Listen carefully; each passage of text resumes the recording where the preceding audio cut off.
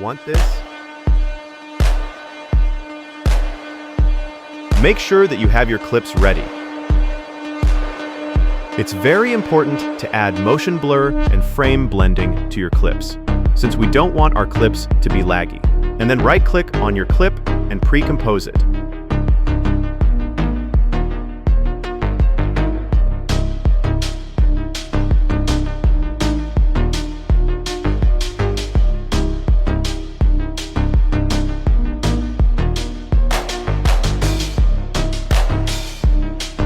Again, right-click on your clip and click on Time, and then select Enable Time Remapping. Go to the middle of your clip and set a keyframe. Then copy the first keyframe and paste it at the end of your clip. Now, you should have something like this, but since we don't want to be like goofy CapCut editors, we need to change the graphs, so follow my steps.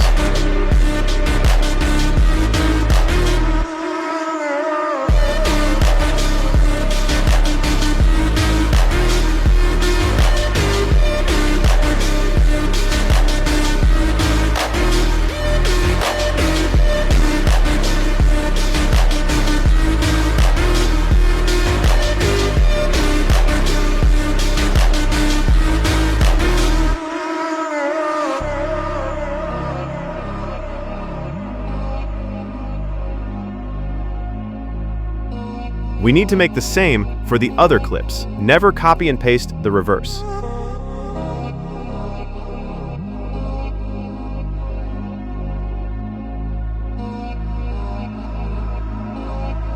You should have something like this, but we need some smooth microwave zooms. So go to your effects and presets and search for S Blurma Curves and add it to your clip.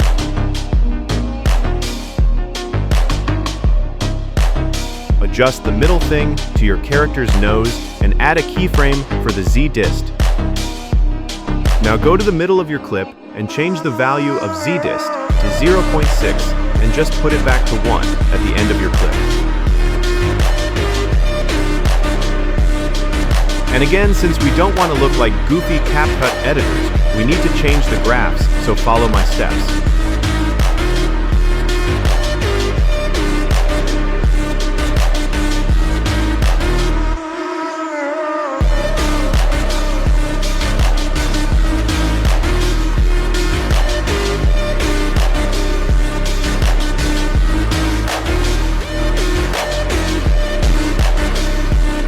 You can copy and paste the microwave zooms to the next clips. Congrats, you're finally done. It should look like this. Make sure to follow us for more tutorials like this.